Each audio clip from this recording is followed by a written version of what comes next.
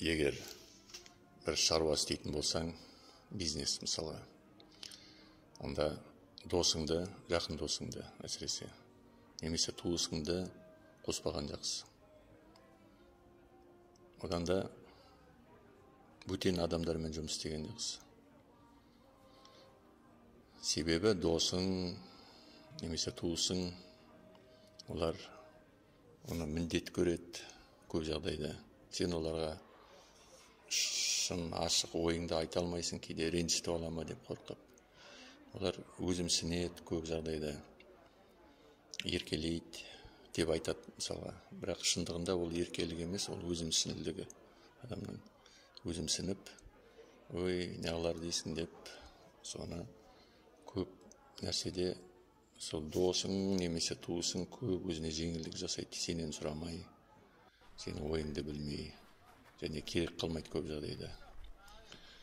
Сен сосын одан ренжисің, ішіңнен ұстайсың, айтуға ұяласың, ол ұялмайды, ол соны өзінікін істей береді. Айтсаң ол ренжиді шынында да. Міне бір қазақта бар ғой айтатын сөз, семіздікте тек қой көтереді деп. Сондай адамдардан шыққан ғой ол сөз.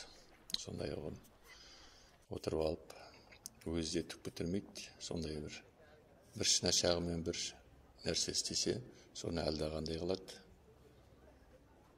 Шындығында ол сондай бір алып баратқан ештеме істемейді. Сол шаруада бірге жүрген. Тек алғаннан басқа ештемені. Тек қолдануға тырысады. Сенің жұмысыңды. Сондықтан сен оған ештеме істей алмайсың. Ұяласың, ол сен ұялып жүргенде ол өзінікін істей береді. Көп жағдайда сондай болады жағдай. Бизнесте, ортақ бизнес дегенде. Сондықтан ең тынышы, ең жақын адамдарға айтпай, өзің істей бер шаруаңды. Өздері білгенше. Білгеннен кейін айтасың, осындай істеп жатырмын деп. Адам керек болса, бөтен адамдарды айтатынын айта аласың, ренжітем деп көп ойламайсың. Олар да сенен еркелеп, өзімсілденбейді.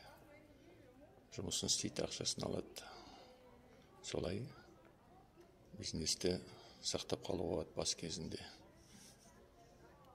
Қазақта сөз бар ғой, қоянды қамыс құртады, еркекті намыс құртады деп. Енді соған тағы да бір әзіл-сілдер сөз қосыпты ғой. Естуғаны таныс құртады деп. Сол таныс деген сондай болады. Дос, туыс деген.